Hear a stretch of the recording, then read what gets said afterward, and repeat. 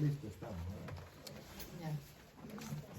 Bueno, entonces estamos ya en el capítulo 18 del Evangelio de San Mateo y hablamos acerca de el perdón de las ofensas. Cuando Cristo viene aquí a este mundo, la ley en el Antiguo Testamento, la de Deuteronomio, pues era una ley muy dura, en el que se tenía que hacer el mismo daño al prójimo. Y dentro del pueblo de Israel, en la ley pagana se tenía la ley de que la ofensa tenía que ser superada.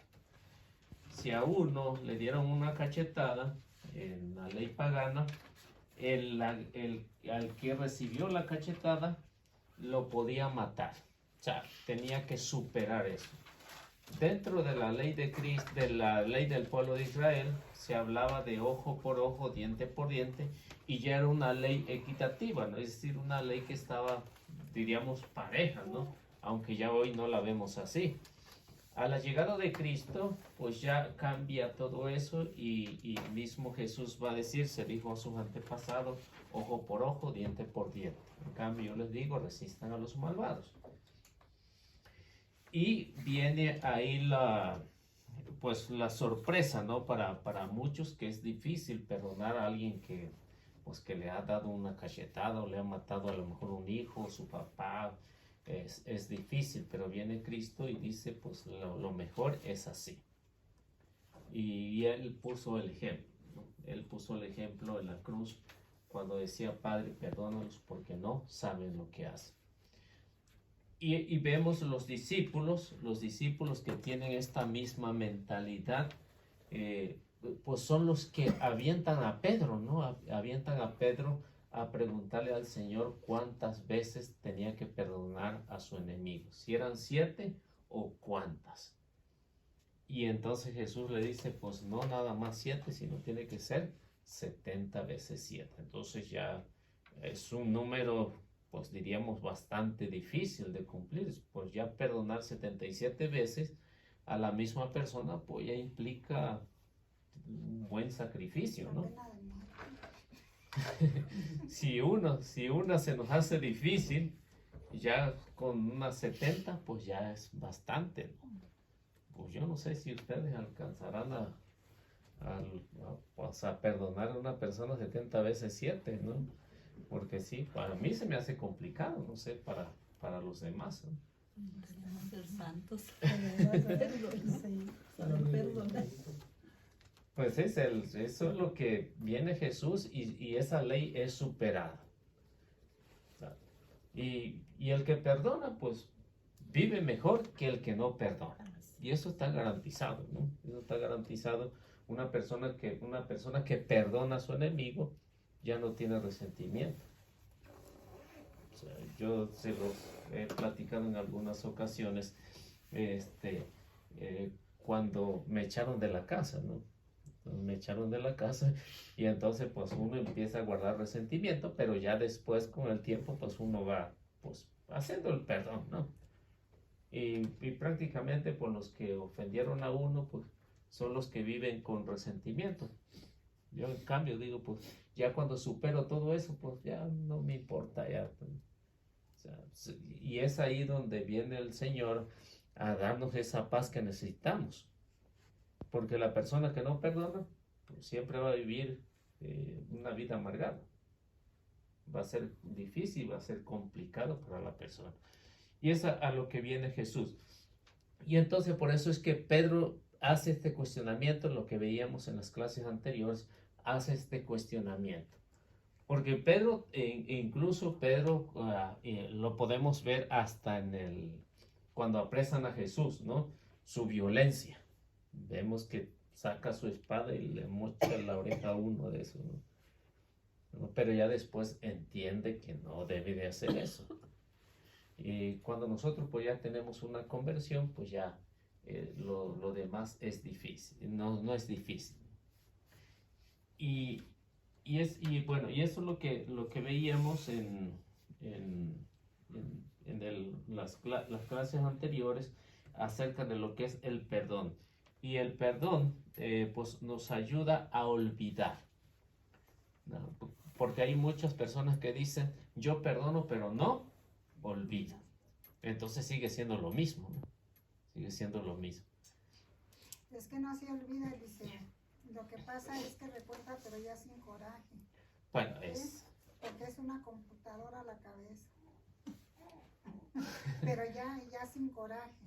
Sí, y es el cambio, ¿no? Ese es el cambio, pero el no olvidar, cuando dice cuando dice una persona, yo perdono, pero no olvido, es decir, que siempre va a estar recordando y siempre va a sentir ese coraje. Cuando ya no siente coraje, es decir, ya sanaste, ¿no? Ya sanó por completo. Pero mientras tanto, pues no, ¿no? Hace poco platicaba con una persona, y decía que pues fue a vivir un retiro y él traía muchísimo resentimiento. Tenía muchísimo resentimiento por todo pues, el mal que le habían hecho. Y dice, y yo mejor me alejé y ya no los vuelvo a ver. Y le digo, ¿y qué pasa si lo vuelve a ver? Dijo, a lo mejor vuelvo a sentir lo mismo. Entonces no ha sanado. Cuando vuelve a sentir lo mismo, una persona no ha sanado. Es como cuando tienes una herida. ¿Cómo sabe que ya esa herida ya sanó? Está cicatrizado. Pues ya le puedes tallar y ya no siente dolor, ¿no? Lo mismo es en el corazón, cuando alguien es ofendido y perdona, pues ya, aunque vuelva a ver cara a cara a esa persona, pues ya no le va a causar ningún dolor. Y eso es lo que Jesús pues invita pues a nosotros como cristianos a poder hacer un cambio. Ahora, eso es lo que era el punto número 6. Punto número 6. Y por cierto, pues bienvenidos. Gracias. Bienvenidos. No sé si nos presentamos, yo no sé si conozcan a todos. Ya la semana pasada los vimos a todos menos a Olivia. menos a Olivia, pero ya la conozco y a él no lo conozco. Mucho gusto, mi nombre es Félix. Mucho gusto. Somos amigos con Eliseo, trabajamos juntos. Y ahí me trae arrastrado para acá.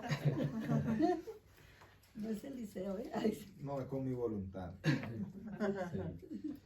Bueno, entonces, lo que he tratado, lo que llevamos, diríamos, un plan de los capítulos tomado de este libro y lo que tratamos es de lo que Mateo quiere que su audiencia, a los cristianos de su tiempo, entienda y proyecta. Y por eso usa mucho lo que es el Antiguo Testamento, es el evangelio que tiene más conexión con el Antiguo Testamento, porque Mateo, en primer lugar, es estudioso y siempre lo va a relacionar con números. ¿Por qué? Porque él era publicano y como en el ser publicano, pues usaba muchos números. Por eso es que siempre va a usar número 7, 12, 3, 4, bueno, siempre lo va a tener en su evangelio. Y por eso cuando el autor de este libro pues llega a la profundidad de lo que es el evangelio, del estudio bíblico del cual estamos hablando, llega a la profundidad y diríamos algo sencillo y práctico que lo podemos entender. Y va por puntos y capítulos y así está dividido. Entonces el capítulo 18, pues ahorita vamos en la parte número 7. La parte número 7 que va a corresponder a la parábola del servidor sin misericordia.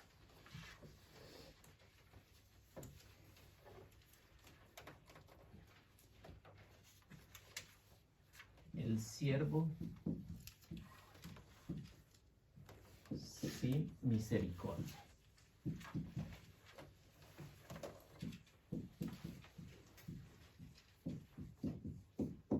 El siervo sin misericordia y está en 18, 23 al 35.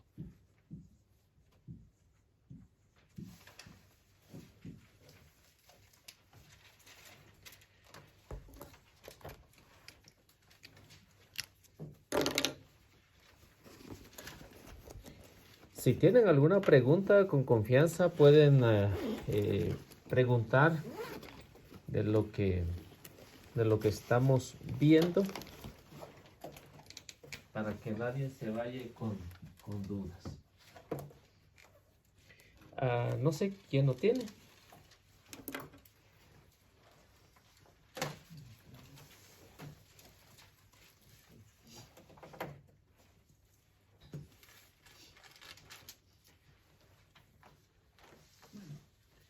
Aprendan, el que no perdonó a su compañero. Aprendan algo sobre el reino de los cielos. Un rey había decidido arreglar cuentas con sus empleados y para empezar le trajeron a uno que le debía 10,000 monedas de oro. Como el hombre no tenía con qué pagar, el rey ordenó que fuera vendido como esclavo, junto con su mujer, sus hijos y todo cuanto poseía, para así recobrar algo. El empleado, pues, se arrojó a los pies del rey, suplicándole: «Dame un poco de tiempo y yo te lo pagaré todo». El rey se compadeció y lo dejó libre, mas todavía le perdonó la deuda. Pero apenas salió el empleado de la presencia del rey, se encontró con uno de sus compañeros que le debía 100 monedas. Lo agarró del cuello y casi lo ahogaba, gritándole: «Págame lo que me debes». El compañero se echó a sus pies y le rogaba: «Dame un poco de tiempo y yo te lo pagaré todo». Pero él no aceptó, el otro no aceptó, sino que lo mandó a la cárcel hasta que le pagara toda la deuda. Los compañeros testigos de esta escena quedaron muy molestos y fueron a contárselo todo a su señor. Entonces el señor lo hizo llamar y le dijo: «Siervo miserable, yo te perdoné toda la deuda cuando me lo suplicaste. ¿No debías también tú tener compasión de tu compañero cuando yo tuve compasión de ti?» Y tanto se enojó el Señor que lo puso en manos de los verdugos hasta que pagara toda la deuda. Y Jesús añadió: «Lo mismo hará mi Padre Celestial con ustedes, a no ser que cada uno perdone de corazón a su hermano». Bien, entonces en esta palabra del Señor son parábolas. ¿Qué es lo que trata Mateo en boca de Jesús? De proyectar lo que nosotros somos, lo que somos en realidad. Y Mateo tiene muy en mente cómo es el ser humano. Vemos algunos puntos aquí, son los primeros. Y esto lo enlaza con lo anterior. ¿Cuántas veces tiene que perdonar uno? 70 veces 7. Y aquí hay un perdón de la ofensa o un perdón de la deuda. Hay un siervo que es reconocido en la parábola como siervo malo. Un siervo malo es el que se aprovecha de los demás. Y se aprovecha del patrón también. Entonces, aquí vemos un contraste de actitud que tiene este siervo. ¿Cuál es el problema que tiene este servidor según la parábola? Tiene un problema grave de deudas. La deuda es demasiado para ya tratar de venderlo con su familia, él y todo lo que tiene. Es una deuda bastante grande. ¿Quién es el dueño de esta parábola? Según Mateo, ¿quién es el dueño? El rey, dice. El rey es el dueño. Y hay un siervo que está echando a perder todo. Este siervo no tiene en consideración a los demás. Uno que le debía, dice, menos cantidad.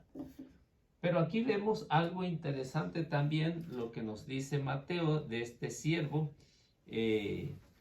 Recordemos que estas parábolas son hechas en el lenguaje de Oriente.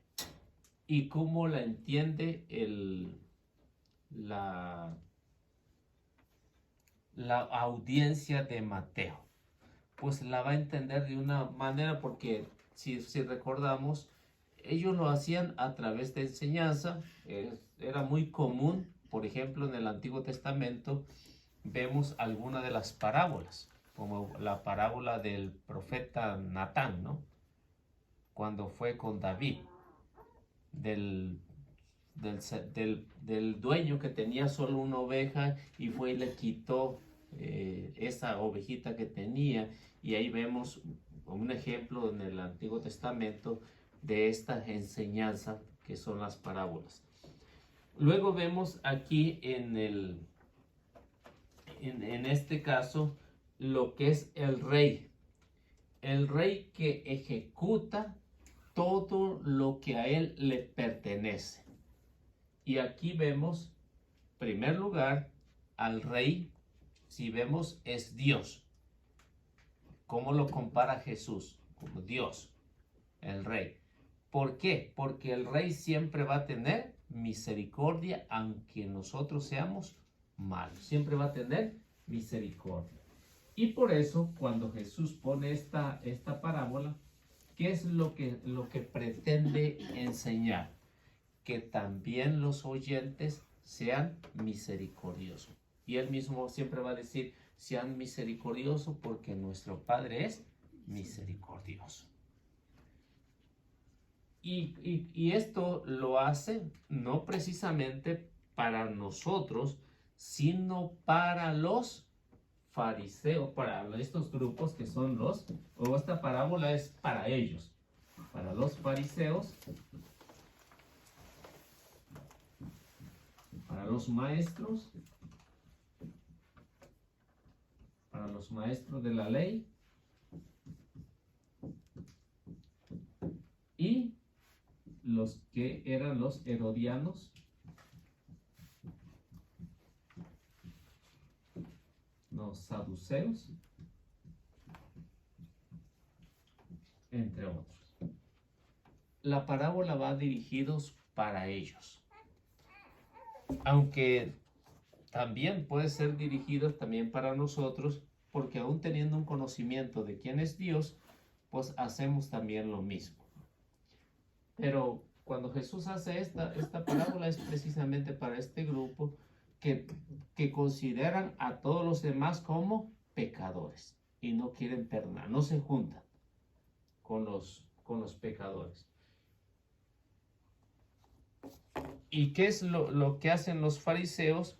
Pues tildan a todos los demás de pecadores, que no están obedeciendo la ley. ¿Y qué es lo que dice? Pues hay otro que debe menos. ¿Quiénes son los que deben menos? Los que tienen menos conocimiento, y ahí es donde entramos nosotros, que somos los paganos, o sea que no venimos del pueblo de Israel. Tengo una pregunta, hermano. Ajá. ¿Cuáles son los herodianos? Herodianos.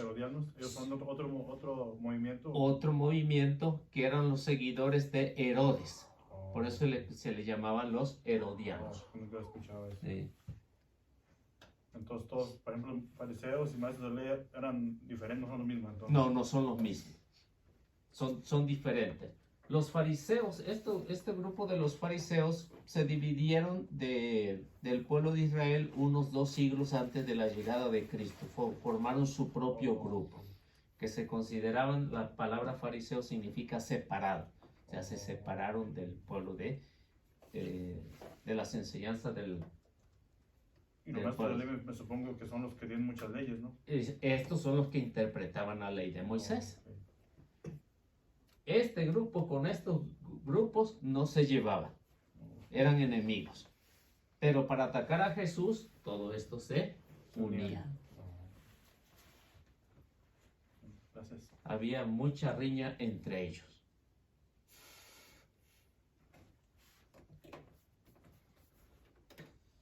¿Y todos vivían ahí? Sí, pero es separados. Esto por eso se decía, lo decían los fariseos, porque vivían separados. Iban a la sinagoga, pero separados. Iban a los cultos de la ley de Moisés, pero separados. O sea, en su grupito, pero no se juntaban con los demás. Y esa es la diferencia. Y por eso cuando Jesús llama la atención a todos, o llama la atención, están todos ahí reunidos, pero al mismo tiempo separados. Cada quien en su grupito.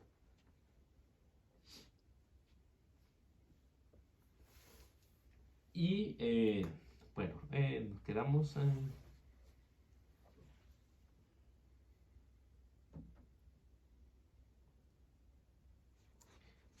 Bueno, entonces aquí encontramos pues la deuda que sobrepasa ya lo imposible que este siervo pudiera pagar.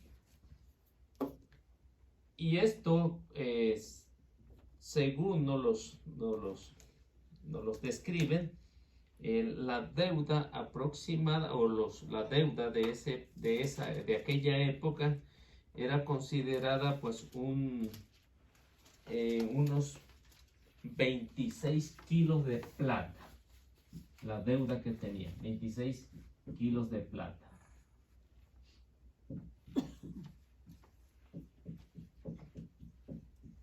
¿A cuánto equivalía todo eso? Mucho dinero, ¿ah? Y eso era una deuda aproximadamente de 10,000 talentos. 10,000 talentos. ¿Quién podría pagar una deuda tan exagerada? Pues no se podía pagar ni le iba a pagar con toda su vida de esclavo. Una deuda de 10,000 talentos es una gran cantidad que este siervo tendría que pagar. Y como nos los menciona el autor, ¿no? El jornal de ese tiempo era un talento diario, un talento, de sol a sol. Entonces ya para pagar unos 10,000 talentos, sí que tendría que pagar, aproximadamente 10,000 días para que pudiera pagar. Y si eso iba sobrepasando los intereses, pues ¿cuándo iba a pagar esta cantidad este siervo? En cambio, dice en esta parábola, que este amigo, ¿qué es lo que hace? Se echa a los pies del rey, le suplica y le dice, te voy a pagar todo. Pero ¿cómo le iba a pagar si ya no podía pagar esa cantidad? Él nos dice, el rey tuvo misericordia de él y le perdonó la deuda. En cambio, ¿qué es lo que pasa con el deudor de él? ¿Cuánto le debía, dice la parábola? 100 monedas. 100 monedas. ¿Cuánto era 100 monedas? 100, diríamos 100 jornales nada más. Muy fácil, le podría pagar. Pero ¿qué es lo que hace este siervo malo? Lo agarra del cuello, casi lo mata y lo metió a la cárcel. Siervo injusto, ¿no? Y si dice Jesús en la parábola, si este no pudo perdonar poco, y nuestro Señor es capaz de perdonar muchísimo, ¿cuánto le deberemos nosotros a Él? La deuda que tenemos con Él. Los años que No pagamos. Y no le pagamos. y no le pagamos. Deuda externa. Yo hablaba con mi hermano hoy y le decía, ¿fuiste a misa? No, que es que cuando la hacen estoy trabajando. Digo, pues ¿cuántas horas te da el Señor todos los días si no tienes una hora para ir a la misa? O sea, nos da más de lo que necesitamos. Digo, más vale que vayas a misa, porque si teniéndola ahí cerquita la iglesia y no va a misa, pues ¿cómo va? Y entonces pues ven cuánto le debemos, igual que este servidor, y no podemos servirle al menos una hora, hora y media, ¿no? Y es ahí donde dice el Señor, lo mismo hará el Padre, ¿no? Cuando nos vaya a llamar cuentas. Esta cantidad que debía este siervo, pues es muy poquita para todo lo que tuvo que pasar de vender a su familia como esclavo por 100 monedas o 100 denarios. No es nada comparado con todo lo que el Señor nos da. Ahora, preguntas que tengan hasta aquí.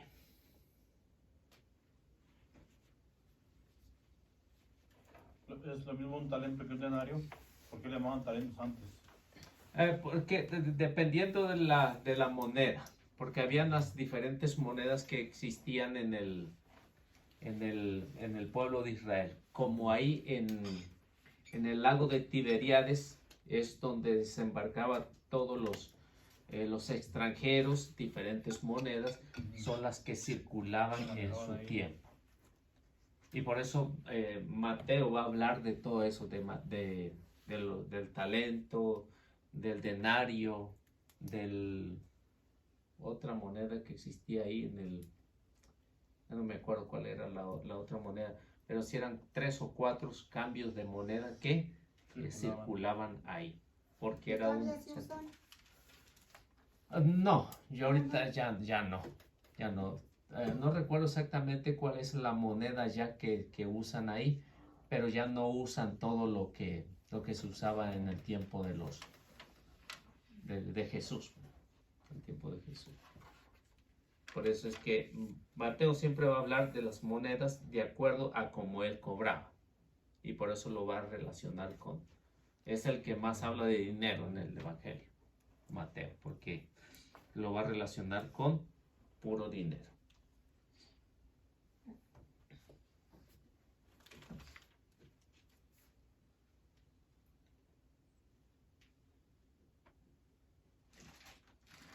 Bueno, y llegamos al capítulo 19. Capítulo 19.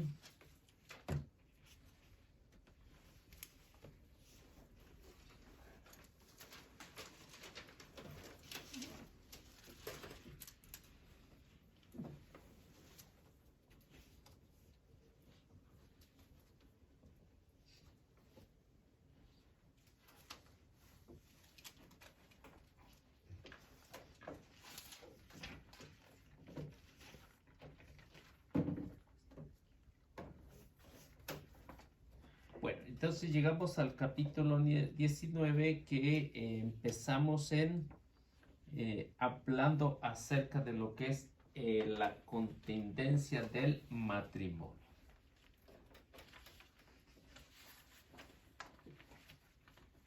Y es aquí, pues yo creo que pues ya todos, al menos, ya hemos pasado por el matrimonio, estamos en el matrimonio, ¿no? Entonces, capítulo 19 empieza una sección. Bueno, de aquí, en este capítulo se le conoce como sección narrativa.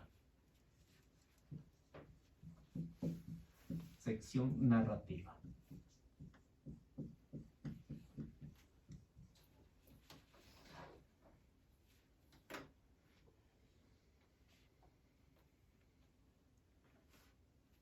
Y en esta sección narrativa va del capítulo 19 al capítulo 23. Y esta sección narrativa pues nos va a hablar de un discurso eclesiástico. ¿Es del versículo 19? No, del capítulo 19 al capítulo 23.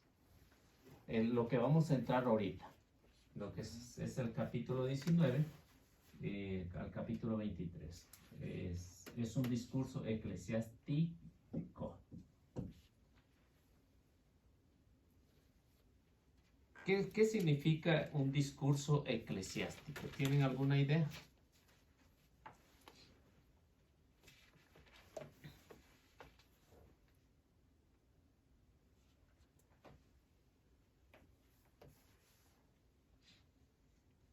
Discurso eclesiástico. Un discurso eclesiástico.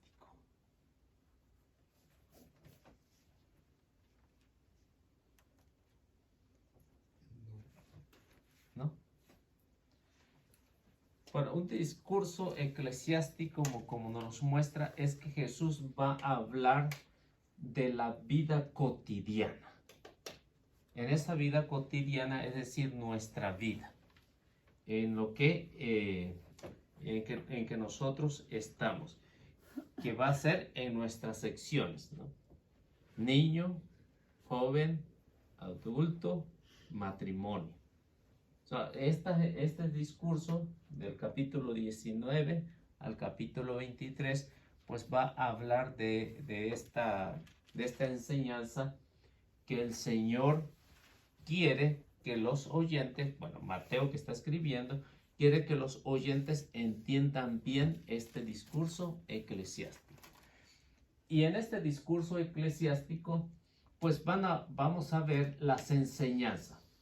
¿Qué es lo que decía Antiguo Testamento y qué es lo que dice Nuevo Testamento?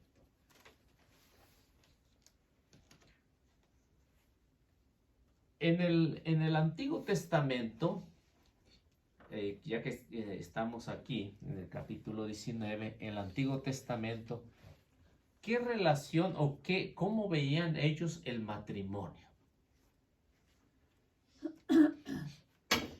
En el Antiguo Testamento, Sí. pues habla de cuando se podían divorciar. Puede ser. Un hombre se podía divorciar. Un hombre podía tener las mujeres que quisiera, siempre y cuando no estuvieran casadas. Si un hombre se metía con una mujer que estaba casada, cometía adulterio. Pero en cambio, si es una viuda, pobrecita, ¿no? ¿Para qué condenarla a la soledad de toda la vida? Me la llevo para la casa. O sea, no había ningún problema. Como dice, muerto el perro, se acabó la rabia. No era de nadie en la viuda. El primero que se la encontraba, ese se la llevaba, ¿no? Por eso es que el pueblo de Israel empezó a cambiar la ley de Dios. Un ejemplo tenemos, si quieren podemos buscar Deuteronomio 24, se me hace que es 24:1.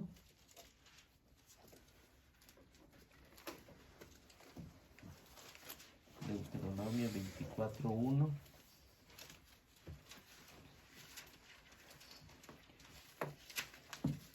Para que nos demos una idea.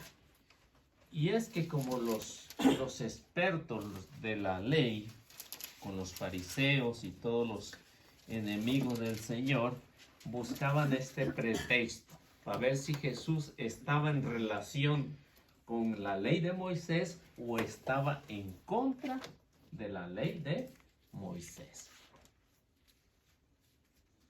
Y aunque estos expertos buscaban a Jesús ponerle trampa, ven cómo Jesús conoce más de la escritura que ellos y más que nosotros. A ver qué dice. Si un hombre toma a una mujer y se casa con ella, puede ser que le encuentre algún defecto y ya no la quiera. En ese caso, escribirá un certificado de divorcio que le entregará antes de despedirla de su casa. Hay mujeres que tienen defecto. No.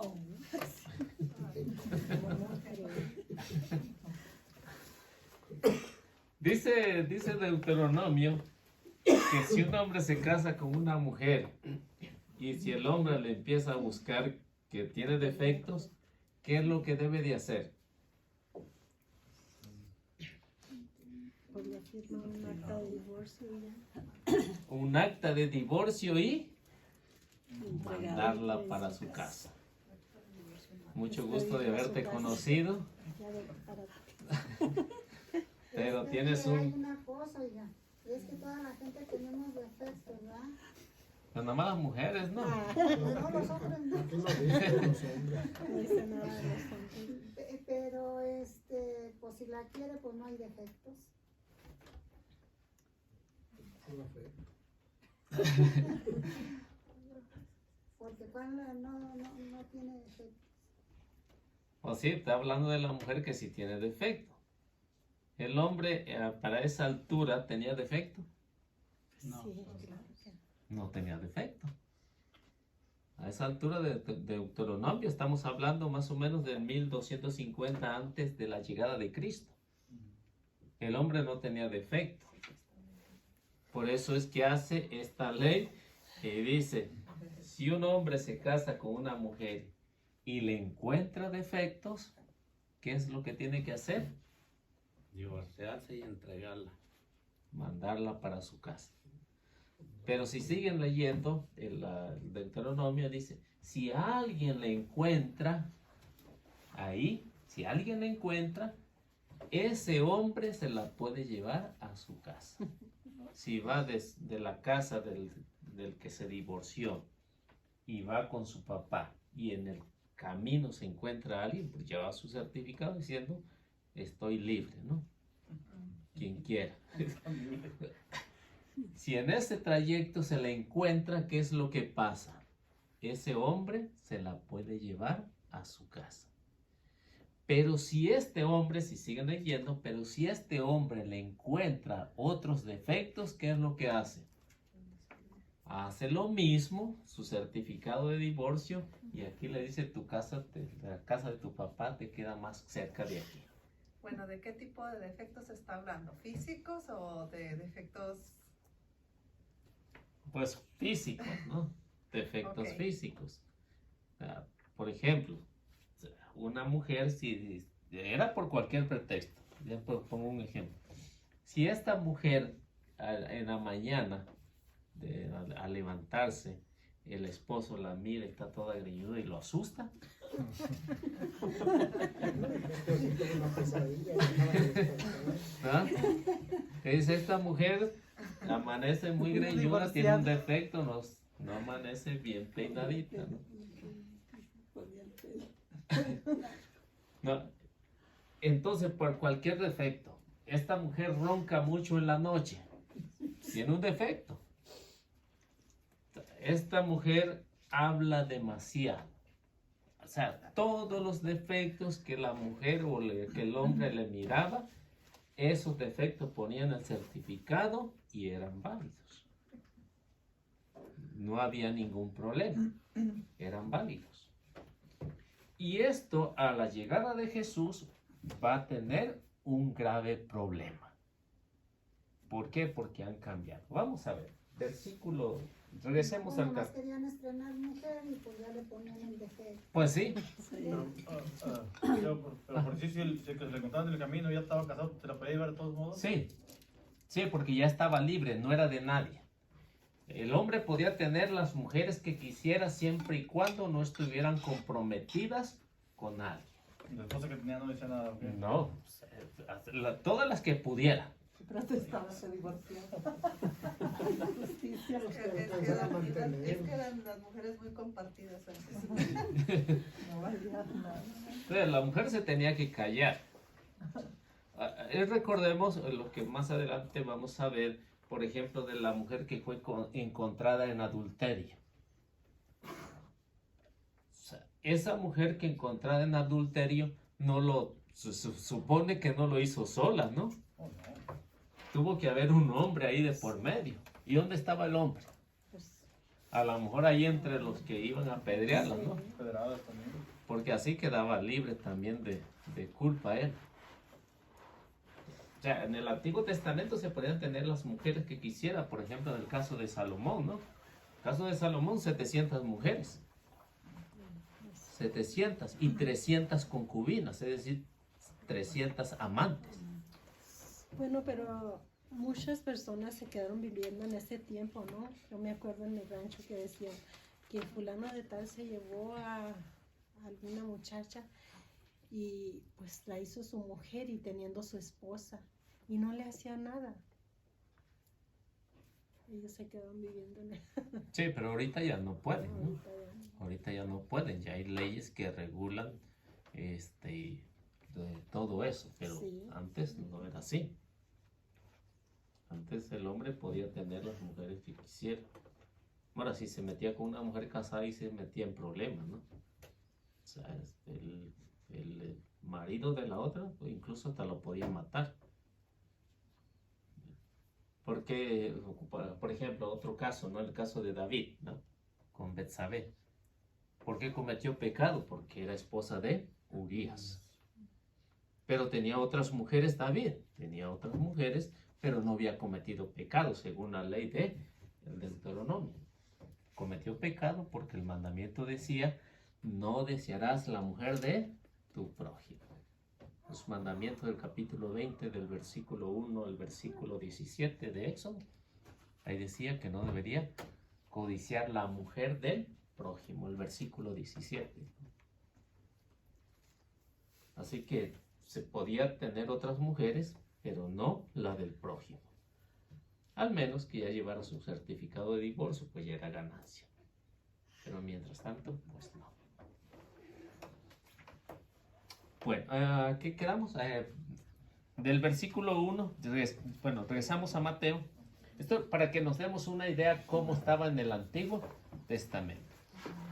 El versículo 1 al versículo 7.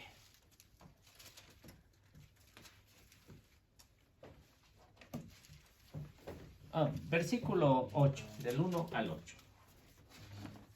De Mateo del 19. Sí, del 19. ¿Alguien gusta leer? Después de terminar este discurso, Jesús partió de Galilea y llegó a las fronteras de Judea por la otra orilla del Jordán. También allí mucha gente vino a él y lo sanó. Se le acercaron unos fariseos y lo pusieron a prueba con esta pregunta: ¿está permitido a un hombre divorciarse de su mujer por cualquier motivo? Jesús respondió: ¿no han leído que el Creador al principio los hizo hombre y mujer? Y dijo: el hombre dejará a su padre y a su madre y se unirá a su mujer y serán los dos una sola carne. De manera que ya no son dos, sino una sola carne. Pues bien, lo que Dios ha unido no lo separa el hombre. Los fariseos le preguntaron: entonces, ¿por qué Moisés ordenó que se firme un certificado en el caso de divorciarse? Jesús contestó: Moisés vio lo terco que eran ustedes y por eso les permitió despedir a las mujeres, pero al principio no fue así. Yo les digo, el que se divorcia de su mujer fuera del caso de infidelidad y se casa con otra, comete adulterio. ¿Cómo ven? ¿Cuál es el problema ahí? El hombre era muy terco, por eso. Por eso Moisés, los judíos eran muy tercos, incluso hasta el día de hoy, ¿no? Siguen siendo muy tercos. Bueno, aquí vemos lo primero, vamos a lo primero. Jesús terminó de decir la parábola y se fue a una región llamada, a un sitio de Galilea, dice. Y ahí hizo ¿cuántos milagros?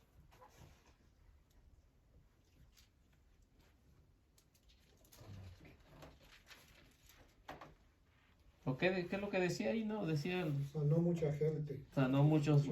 hizo muchos milagros, mucha gente, muchos enfermos y los sanó.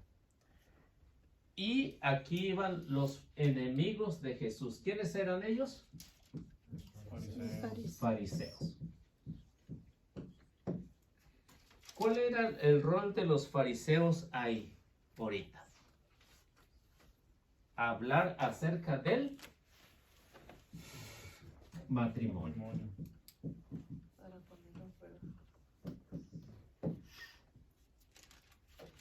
Los fariseos pensaban que Jesús no sabía nada de Biblia, no sabía nada de las Santas Escrituras y lo pusieron a prueba.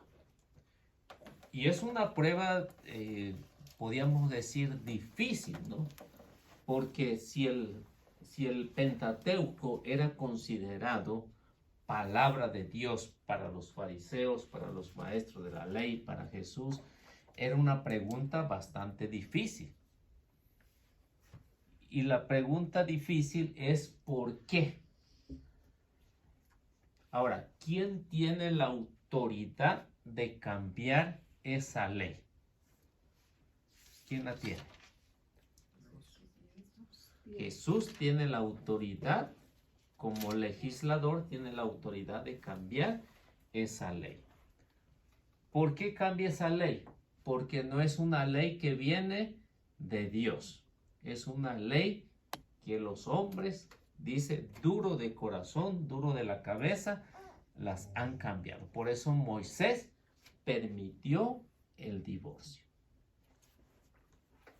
Ese divorcio que se aprovecharon muchísimos en el Antiguo Testamento, pues ¿a cuántas mujeres dejaron solas? Y a cuántos hijos también dejaron solos. Si una mujer después de su embarazo, después de tener un hijo, engordó y el marido le dice, pues después de este niño, de este parto que tuviste, engordaste, tienes un defecto, la podía mandar a su casa junto con todo su niño, ¿no? O aparte de eso, esta mujer no me da hijo, no me da descendencia.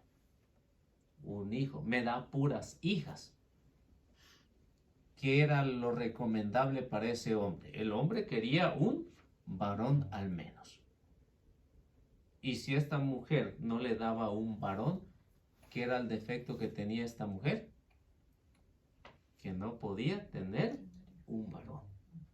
Así podía tener 5, 10 o 15 hijas. Y si no tenía, era un defecto. Por eso es que los judíos acecharon mucho a Moisés y Moisés cambió la ley. Pero ¿qué es la respuesta de Jesús? La respuesta de Jesús es muy sencilla y práctica. ¿Dónde encontramos eso que Jesús le dijo a los fariseos? Encontramos en Génesis, creo, a ver si es capítulo 2. Vamos a leer en el versículo 23, a ver, 23 al 24.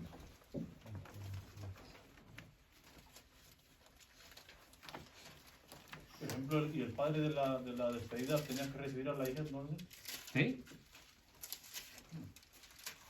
O sea, era la ley. O sea, una mujer no podía estar sin dueño.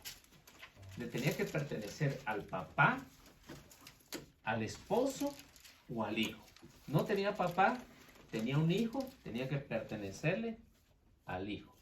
Si no tenía esposo. Pero si tenía esposo, tenía que pertenecerle a el esposo. Y en caso de que el esposo haya fallecido, tenía que pertenecerle al hijo. Por eso el mandamiento, eso es lo que decía. O sea, no desearás la mujer de tu prójimo, no codiciarás nada de lo que le pertenece. Y ahí está la mujer en las pertenencias del hombre. tenía que pertenecerle a un hombre. Hoy ya no es así. Hoy ya no, hoy ya se mandan solas. ¿Por qué? Porque viene Cristo y cambia eso. Viene San Pablo y escribe una carta a los Gálatas, capítulo 3, versículo 28, y dice, ya no hay diferencia entre hombre y mujer, entre ricos y pobres, entre esclavos y libres. Todos somos una sola cosa en Cristo Jesús. ¿Gálatas qué, perdón? 3:28. ¿Sí lo encontraron? ¿Sí es? Sí,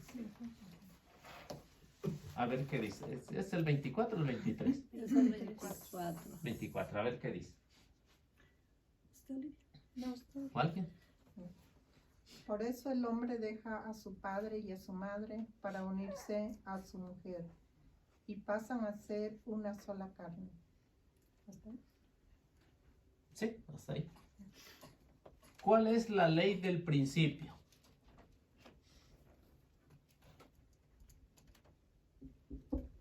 Según Jesús. Uno solo, o sea, una pareja para Un solo hombre, una sola mujer. pasaron a ser uno solo, una sola carne. Sí, por eso dice, el hombre deja a su padre y a su madre y se unirá a su mujer. Y los dos serán una sola carne. Ya no dice sus mujeres, ¿no?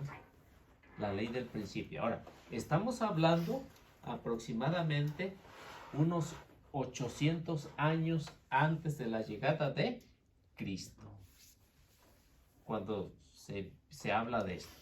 Pero ya después, por el año 1250, se hace esta ley de que el hombre puede divorciarse.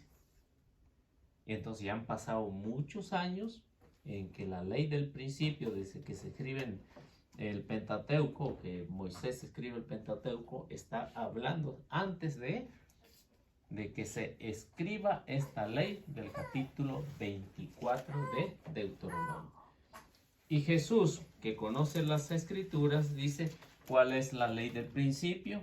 Pues el hombre ¿no han leído que el Creador al principio hizo hombre y mujer y dijo, el hombre dejará a su padre y a su madre y se unirá a su mujer, así que los dos serán uno solo? Así que el matrimonio no es como el que pintan hoy, ¿no? El matrimonio es hombre y mujer, no mujer con mujer, ni hombre con hombre. El matrimonio es entre pareja, hombre y mujer. Y los dos serán uno solo. De manera que ya no son dos, sino uno solo. Pues bien, lo que Dios ha unido, no lo separe el hombre. ¿Y qué es lo que había hecho Moisés? Había separado el matrimonio. Por insistencia del pueblo, insistencia de los hombres. Las mujeres no creo que hubieran estado de acuerdo en ese tiempo. Ni ahora tampoco, ¿no? Así que Moisés fue el que cambió. Y viene Jesús y rectifica eso. Y bueno, ese es la primera cuestionamiento, el primer cuestionamiento que le hacen al Señor. Segundo cuestionamiento que le hacen es que le sacan las escrituras. ¿Por qué Moisés prescribió esto? Respuesta de Jesús es que ustedes son duros de corazón. Se supone que los fariseos pues tenían más de una mujer, ¿no? Porque ellos estaban bajo la ley de Moisés. Por eso no les convenía lo que Jesús les dijera. No les convenía decir que es un solo hombre, una sola mujer, hasta la muerte. Por eso es que en esto que pone Mateo en la contingencia del matrimonio, Jesús contestó muy acertado, porque ustedes son duros de corazón. Ahora, lo siguiente que vemos, a ver si alguien leyeron hasta el 8, ¿va? Bueno, la segunda parte del 9 al 12. Mateo. Sí, de Mateo. Del 10. Yo leí hasta el 9. Ah, usted leyó hasta el 9. Sí. Entonces, 10 y 12.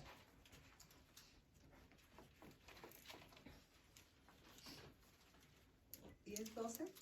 Sí, 10 al 12. Le dicen sus discípulos, si tal es la condición del hombre respecto de su mujer, no conviene casarse. Pero él les dijo, no todos entienden este lenguaje, sino aquellos a quienes se les ha concedido. Porque hay eunucos que nacieron así del seno materno, y hay eunucos que fueron hechos tales por los hombres, y hay eunucos que se hicieron tales a sí mismos por el reino de los cielos. Quien pueda entender, que entienda. ¿Cuál era la postura? Si ustedes pusieron atención, ¿cuál era la postura de los apóstoles?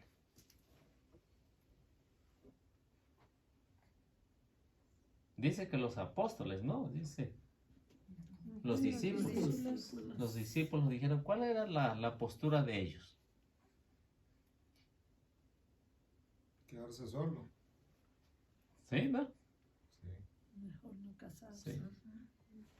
Si no es más de 2, mejor quedarse solo. Wow. No se queda algo nada. ¿No? Por eso dice, pues, ¿para qué? ¿Para qué? Si con una, pues no conviene. Por eso los discípulos dijeron, si es de esta condición del hombre, con esta condición, pues ¿para qué? Más vale quedarse solo, sin casarse. ¿Cuál era la condición que pone el Señor? Que no todos entienden esto. ¿Por qué Jesús habla del matrimonio y luego habla de la vocación de quedarse solo, de la vocación del celibato? Y ahí pone 3 hombres, ¿no? Aquí vemos los discípulos, ¿no? Los discípulos con su cuestionamiento. Y luego viene la explicación de Jesús. El primer hombre, segundo hombre y tercer hombre. Esto es para el hombre. ¿Cuál es el primero que dice? Incapacitados para el Incapacitado.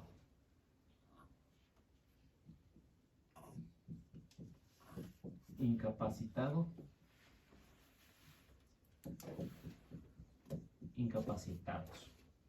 Otros mutilados, sexo. ¿no? Mutilados.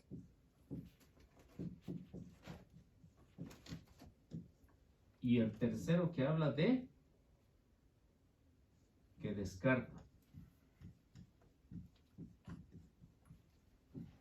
la posibilidad.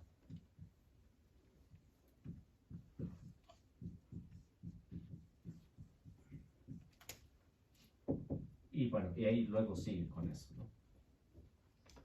¿Qué es lo que está haciendo el Señor? Después de hablar del matrimonio, de echarle abajo el teatro a los fariseos, y le da una buena respuesta, cuál es la ley del principio, vienen los discípulos y hacen este cuestionamiento también, que mejor, si no es más de 2, mejor se quedan solos. Y es ahí la intervención del Señor, y pone estos 3 tipos de hombres que habían en su tiempo, y hoy también hay estos mismos. ¿Quiénes son este primer grupo de hombres que dicen que nacen incapacitados o les llaman eunucos? Es decir, una persona que no puede tener relaciones, es un eunuco. No puede engendrar. Estos son los que nacen con esa incapacidad. Nacen como niños, crecen como niños y mueren como niños. Son los que son incapacitados. Hasta el día de hoy vemos a muchos que pues, son como niños. No se les obliga a casarse. Otros mutilados. Esto era que al tiempo de Jesús habían hombres o esclavos, había estos grupos, por eso es que Jesús habla de esto, ¿no? Porque habían hombres que tenían dinero y que tenían muchas mujeres también de él. Y para que no hubiera ese malentendido de que una mujer de él se enamorara de un esclavo, de uno que quisiera trabajar con él, ¿qué es lo que hacía este hombre? Los mandaba a castrar, los castraba. Y por eso dice, estos hombres fueron mutilados por los hombres. Por el trabajo, pues se dejaban mutilar. Hoy podríamos decir la vasectomía, ¿no? De los hombres que se hacen la vasectomía, pues ya no pueden engendrar. Son eunucos. Y hoy lo hacen voluntariamente, ¿no? Hoy no es obligado. Allá en aquel tiempo sí era obligado. Los esclavos, ¿qué tal que si era uno de diferente raza? Y era esclavo y se enamoraba de una mujer de él y el niño salía como el esclavo, ¿no? Como el papá. ¿No? Ya no salía como el dueño, sino como el esclavo, pues ya aquí sí había problema. Y este problema, para evitar esto, el dueño mandaba a castrarlo todo. Y hay otros que, dice, descartan la posibilidad de casarse por amor al reino de los cielos. Y dice, y entienda el que pueda. Escogen el celibato. No todos entienden eso. Porque hay hombres que descartan esta posibilidad de casarse. Por escoger el celibato. Escogen el celibato. Lo que nosotros en la iglesia llamamos los sacerdotes. Descartan la posibilidad de casarse porque esto los ayuda muchísimo a no tener un compromiso con una mujer, con hijos. ¿Se imaginan si a uno de ellos tiene una mujer que es celosa? No lo va a dejar salir. Y si se tiene que mover de una iglesia a otra, ¿qué es lo que va a pasar? Si la mujer ya encontró amistades ahí, no las va a querer dejar. O los niños que tiene que llevar a la escuela, tiene que estarlos cambiando, ¿no? Por ejemplo, los sacerdotes, ninguno se queda ahí hasta que se muere. Van cambiando de parroquia en parroquia. Y por eso Jesús habla de esta vocación, que no todos entienden esto. Solamente el que descarta la posibilidad de casarse por amor al reino de los cielos. A semejanza de Cristo. ¿Sí? Por ejemplo, misioneros que se dedican también, hablemos de ellos también, de misioneros que se dedican o se consagran para ser sin ser sacerdote. ¿Sabes? Tengo una duda en el segundo punto, que son mutilados. Usted hablaba de los hombres que tenían, por ejemplo, dinero, ¿verdad? Ujú. Mucho dinero y que tenían tal vez esclavos y los mandaban mejor a que se castraran, Se ¿verdad? castran. Entonces, también es ahí porque no querían, bueno, eran judíos, ¿verdad? Ujú. No querían que se mezclara la raza, ¿no? No sé si entendí bien, para que asegurara que la descendencia realmente venía, o sea, fuera judía. Sí, para que no hubiera problema en que la mujer pudiera engañarlo al marido de Entonces nada más Sí. ese era el punto central. El para punto que no central. para que no la que engañara. era que no hubiera hijos que no Engaño. son de él. Por eso Ok. los mandaban a castrar o los castraban. Ok. Y esto era muy común, no nada más en el pueblo judío, sino también en los otros pueblos. Oh. Era muy común con personas que tenían dinero, pues decían, no hubo problema en elegir, ¿no? Así que mejor para estar seguro, mándalos a castrar. Y ya se evita de tener a alguien que no sea de la familia, un surullo, ¿no? Como eran de su propiedad, podían hacer con ellos lo que quisieran, ¿verdad? Los jefes. Sí, con ellos. O sea, una persona que quisiera trabajar, que se quisiera quedar ahí, pues ahí tenía seguro pues el trabajo. En cambio, por ejemplo, para los judíos, pues tenía que ser de su misma raza. De su misma raza, no se mezclaban con con otras Oh, entonces ahí ya no había mucho problema porque era el... de la misma raza. Por eso estaba prohibido casarse con alguien que no fuera de la misma tribu. Estaba prohibido. Pero sí podían tener esclavos de otras Sí. tribus. No de ellos mismos, no. Tenía que ser de otros. Ujú. Por eso comprar un judío que comprara a otro judío como esclavo no estaba permitido. No estaba permitido hacerlo. Pero sí podía comprar de otros pueblos, de otros esclavos. Y para la descendencia, pues tenía que ser de la misma tribu para tener descendencia. O, por ejemplo, ahí vemos en el caso de Abraham, ¿no? Abraham y Sarai. Abraham y Sarai tenía una esclava. Y como Sarai no podía tener hijo, ¿qué es lo que hace? Porque ya le pertenecía, le da a la esclava. Y por eso Abraham se mete con la esclava y le da un hijo. Pero ¿qué pasa después? ¿No? ¿Qué pasa después? Que Sara queda embarazada y dice, ya no necesito a la esclava, mándala para allá, para su rancho. ¿No? Entonces por eso es que tenían esta dificultad. Tenía que ser original de la misma tribu. Bueno, entonces nos quedamos aquí. La posibilidad tanto para los misioneros, por ejemplo, en el caso cuando yo fui misionero a tiempo completo, cuando estaba joven, a tiempo completo, pues me evitaba de mucho, ¿no? Me evitaba de mucho porque no podía llevar a la esposa para un lado, para otro, porque siempre íbamos de un lado para otro a las misiones y más allá nos retiraron, pues no tiene uno tiempo para eso. En ese tiempo yo descarté la posibilidad de casarme, en ese tiempo. Pero ya después cuando regresé, entonces sí acepté esta posibilidad de casarme. Cambió de opinión. Cambié de opinión. Es que no había visto. Sí, pues, no sé, a veces me pregunto y si me hubiera quedado así, ¿qué hubiera pasado, no? O digo, pues no hubiera estado aquí dándoles clases.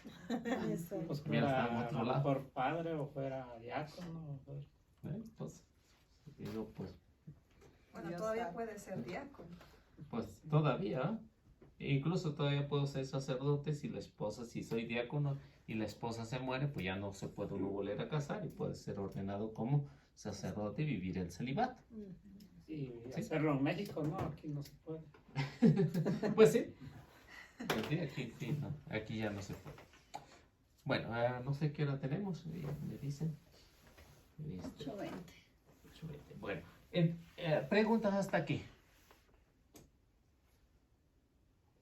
¿Todos los que están en matrimonio están de acuerdo? ¿Sí?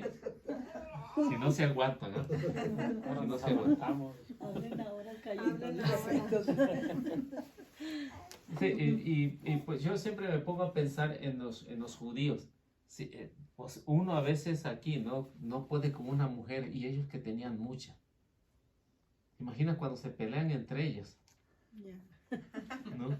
Bueno, ¿Cómo pero, es? pero si no, ellos no podían tener sus propios judíos de esclavos, me imagino que otros pueblos sí podían comprar judíos, ¿no? Sí, Eh. sí los llevaban como esclavos. Como Cuando- a José lo compraron como esclavo. Sí, No, Marianita. sí, Por sí. eso cuando Dios andaba buscando sus discípulos, a uno de ellos le dijo, tú sí eres judío, ¿no? Tú sí eres... A Natanael. Ajá. Ujú. Un verdadero israelita. Sí, sé que se conocía. O sea que uno del pueblo pagano podía comprar judío, pero un judío no podía comprar a otro judío. Así que ese era lo bueno que tenía, ¿no? Lo bueno que tenía, pero en los pueblos paganos sí se aceptaba esto, ¿no? A venderlo como esclavo. no había ningún problema. Bueno, entonces ese es el primero del, ¿qué era? Discurso eclesiástico. El primero es el problema con el matrimonio. Bueno, en lo que vamos a ver en este punto, que es la sección narrativa, pues vamos a ver al menos 20 discursos. 20 discursos. Y ya vimos el primero, que es el del matrimonio. Ese es el primero. El segundo va a hablar acerca de Jesús y los niños. Ese va a ser el número 2. El número 2 es el matrimonio. El número 2, el Jesús y los niños. ¿Por qué se toca el tema de los niños? Porque los niños no eran considerados parte del pueblo. No eran considerados. Porque en la mentalidad judía, los niños no aportaban nada. Esa era una mentalidad que tenían. Y por eso los separaban de los adultos del pueblo. Hoy ya no es así. Hoy miran que un niño es separado, inmediatamente nos echan de los niños, ¿no? ¿Cómo se llama esa? Servicios sociales. Servicio social. Pero en ese tiempo no existía eso, pero ahora cuando Jesús viene, le va a dar también la dignidad a estos dos seres que eran marginados, las mujeres y los niños. Entonces Jesús viene a cambiar lo que por muchos siglos el pueblo tenía pues como una ley, ¿no? Una ley, una doctrina de tenerlos marginados tanto a las mujeres como a los niños. Pues vamos a ver 13 al 15. Estamos en el capítulo 19.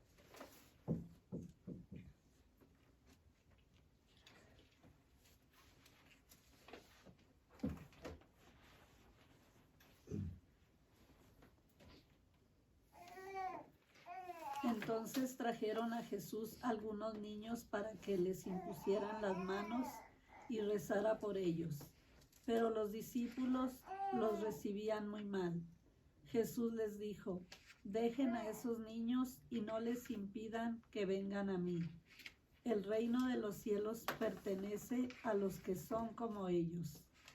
Jesús les impuso las manos y continuó su camino. ¿Qué era el problema ahí?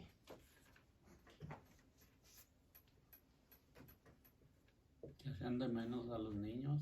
Había un problema grave, ¿no? Que los niños eran de otro grupo. No eran aceptados dentro del grupo de los adultos.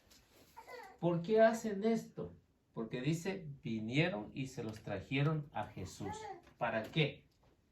Que les pusiera la bendición. Para que les diera una bendición y ¿qué más? Y orara por ellos. Y orara por ellos. Dos cosas importantísimas. La primera es que Jesús les pusiera las manos y hiciera oración por ellos. Ejemplo para nosotros. Este es porque Jesús quiere que también nosotros hagamos con nuestros hijos lo mismo. Algo que los papás no hacían, o el pueblo judío no hacían con sus hijos. Jesús viene y cambia esta mentalidad. ¿Cuál es el trabajo del papá o de los papás? Es orar por ellos. Orar, educarlos religiosamente a los hijos. Es la responsabilidad que tenemos. Responsabilidad que el pueblo judío o los papás de los niños no tenían. Era nada más tener y tener. O sea, los judíos eran muy productivos, ¿no? En niños. Nomás estaban pensando en dejar la mujer. Eran muy productivos en los niños, pero no le daban la educación que necesitaban religiosamente, no oraban por ello. Es cierto, les enseñaban la ley desde chiquito, ¿no? Porque esa era la ley del Deuteronomio. Enseña a tus hijos desde que tienen uso de razón hasta que estén grandes. Y escríbeselos en su frente, escríbelos en la puerta, las leyes, ¿no? Se los tenían que aprender, pero nada más de memoria. Pero que hicieran oraciones por ellos, que les o impusieran las manos, pues no lo hacía el pueblo. Y por eso viene Jesús y cambia. Lección para los cristianos: hacer oración por sus hijos, educarlos en la vida religiosa. Lo demás viene por añadidura, ¿no? Entonces, por eso es que hay un buen consejo aquí. Y bueno, y ahí nos quedamos por ahora. Bueno, y antes ellos no, como ahora que los judíos dicen que los niños es una bendición para ellos. Antes no decían eso en Bueno, el Antiguo Testamento. Sí, el pueblo tenía esa mentalidad que los hijos eran una bendición. ¿Por qué? Porque entre más hijos tenía, más bendición venía de parte de Dios. Pero el tener nada más, pero educarlos religiosamente, que vivieran tal a como fuera, no lo hacían. Los obligaban a aprenderse las 613 leyes, pero nada más. Pero de ahí no hacían otra cosa, no hacían oración por los hijos. Por eso viene Jesús y cambia esta mentalidad. O sea, todos los hijos son bendición. Bueno, entonces ahí nos quedamos. Pues que Dios los bendiga y nuestra Madre Santísima los acompañe siempre. Traten de compartir y denle likes.